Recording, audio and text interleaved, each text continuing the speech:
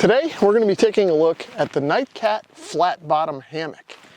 Now this is a good choice if you're going to head out moto camping or maybe car camping. It weighs in at just under 8 pounds, so it's a little heavy for a backpack, but the pack is about 16 inches long, 7 inches deep, and 7 inches wide. So it should fit in your motorcycle gear or definitely in your car with the rest of your camping gear. So first, looking at the carry bag, you can see there's a couple handles on top. There's a couple of straps here that you can buckle and then cinch up if you need to compact this down to make more space. So here's a look at everything that was inside the kit. This piece here is what will go underneath the hammock and can be used for storage. This is the rain fly that goes around the hammock. This one you can see is obviously camo pattern. This is also offered in sort of an olive green as well. In this bag, there's an assortment of poles. This bag contains the 4 straps that we're going to need to attach the hammock to the trees. Of course, we have the instruction sheet here. And folded up here is the hammock body itself. And you can see sort of the outside material is sort of that rubberized, kind of weather-resistant material. And if we open it up, you can see that the inside of the hammock has the fabric screen and the camo material on the top side. Now we've already looked at the outside of the carry bag, but it's worth noting that the inside has sort of that rubberized weatherproof material that's on the bottom of the hammock. So that should keep everything weather resistant once it's packed up in here and ready for transportation. Before setting up the hammock, I need to find a suitable location for it. I've got a couple of decent sized trees here, about 12 or 13 feet apart, so this should do the job. Now I'm going to grab one of the straps that has all the loops on it. I'm going to wrap it around the tree twice, about 4 feet or so from the ground, and then thread the side that has the multiple loops through the side that has the single loop. And I want to make sure that when I orient this, I've got the loops sort of facing the opposite tree that the hammock is going to span between.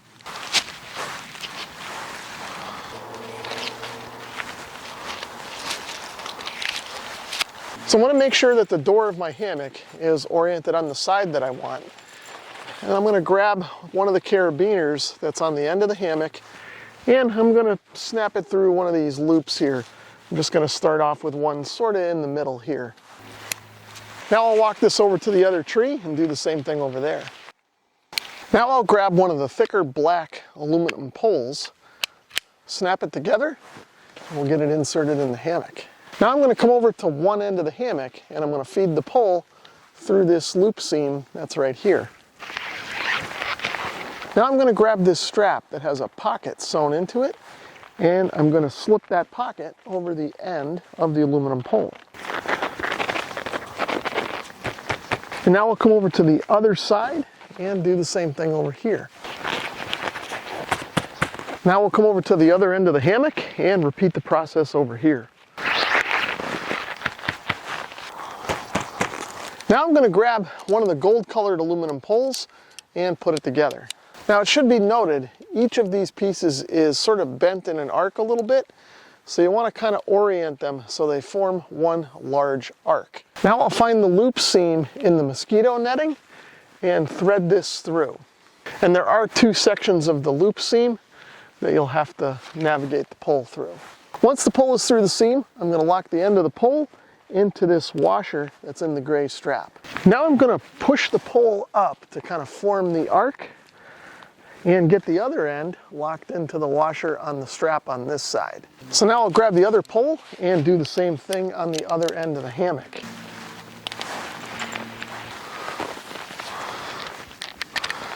Now that the poles are in place, I can engage these clips that are on each corner. Next, I've grabbed one of the remaining straps that doesn't have any buckles on it, and I've wrapped it around the tree twice near the bottom. I've got 2 free ends, and they are roughly equal in length. And now I'm going to grab one of the free ends, the ones that's on this side of the tree, and I'm going to engage it in the buckle that's on this side of the hammock. So I'll get this just a little bit tight right now. We're not going to tighten it all the way until all the straps are in place. Now I'll grab the other free end of this strap and engage it in the buckle on the back side of the hammock. And again, we're not going to tighten this all the way just yet, just firm it up for now. So now with the remaining strap, I'm going to do the same thing I did over there on this end of the hammock. So now I can go around to each corner and cinch these up tight, sort of a little bit at a time, so that everything kind of goes equal.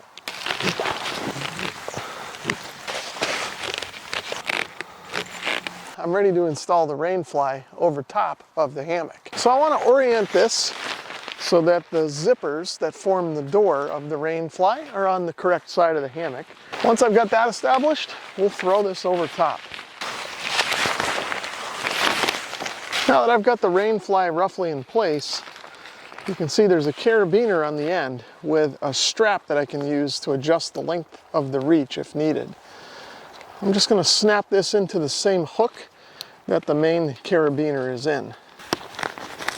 Now I'll wrap the end of the rain fly nice and tight around the strap, and we'll tie off the end of it here. And then down here, sort of on the bottom of the flap, is a dog bone and a loop, and we'll wrap these together. Working my way down the rain fly, there's a buckle here that attaches to the buckle on the strap where the pole is engaged. And again, there's a strap here. We can cinch this up as needed. And then again over here on this end of the rain fly is another carabiner to lock into place, and a strap to adjust it as needed, and a tie off to cinch it around the strap. And we've got this dog bone and hook down at the bottom of the rain fly. And then just like on the front, there's buckles on the back of the rain fly that snap into the strap where the tent poles are. Now I'll go freehand with the camera for a minute, just to show you guys that there are tie-off points for the poles on the inside of the rain fly as well on each corner. Now that the rain fly is on, we can put this underlayment underneath everything. This has got 2 buckles on each end, so 4 total. And these just clip into these buckles where those thicker aluminum poles go under the hammock. And of course, just like everything else, we have sort of adjustment straps here, so we can tighten or loosen as needed. Now that the hammock is set up, I'll hop in and give it a try. My initial impression here is that it's definitely got a different feel than a regular hammock. Because of the flat bottom, it doesn't kind of come up around you when you get into it. Now, it does still kind of move around a little bit like a regular hammock, but not nearly as much. If I zip these up, I can tell already that it's just a little bit easier to kind of reach everything in this flat bottom hammock than a regular one, because it's not kind of enveloping you as you kind of move around inside of it. And getting in and out of this flat bottom hammock seems like it's just a little bit easier than a traditional hammock as well. So taking a look at the fit and finish of the tent, you can see that all the seams are double stitched and everything is nice and straight, no missing stitches, everything's cut nice and even. Taking a look at the zipper on the rain fly door, you can see it looks like it's pretty decent quality, although it is a little stiff to kind of open. I expect that'll kind of get a little easier with time as it gets used a little bit. On the outer seam of the rain fly door, there are some Velcro spots, so this can be Velcroed to help protect that zipper and keep the weather out if you need to. So on the inside, we have some nice fine mosquito netting mesh. This is used on some of the other Nightcat products, and I like it a lot. It feels nice and durable, but it's also flexible and nice and fine, so those little bugs aren't going to get through that screen. The zippers on the inner mosquito netting door are a little bit lighter duty than what's on the rain fly, but should hold up to normal use. Down here, just inside the door of the inner part of the hammock, there's a nice little handle here that you can use to kind of hold on to if you need to while you're getting in and out. So looking inside the hammock, you can see that on either end, there are some hooks in case you want to hang a lantern or something like that. And of course, we've got more mosquito netting here for breathability and to keep those bugs out. Over here, there's a pocket sewn to the inside for your keys and your pocket knife or anything like that that you might have with you. Now looking at the base material of the hammock, you can see it's kind of springy, and when you lay in it, it kind of conforms to your body. So you don't necessarily need a sleeping pad, but because it is a flat bottom hammock, if you want to throw one in here, you can do that. And then on the other end of the hammock, we've got much the same thing. A hook up here for a lantern, a pocket on the side, and the mosquito netting all around for breathability. And then under the hammock, we have this liner, which you can use to kind of store things if you want to. You can throw your shoes in here, or if you're motor camping, you can throw your helmet down here and it won't be in the way. but it also gives you sort of another layer of protection on the bottom of the hammock to keep the moisture and the wind out. So overall, I'm pretty happy with this hammock. About the only thing that I found a little bit tricky with this thing is getting the straps on the bottom adjusted right so that the bottom stays more or less flat. But I'm sure once I set it up and use it a couple of times, I'll get the hang of that, and that won't be an issue anymore. I think this Nightcat hammock comes in at a good value for somebody that wants to try out a flat bottom hammock for either moto camping or hammock camping with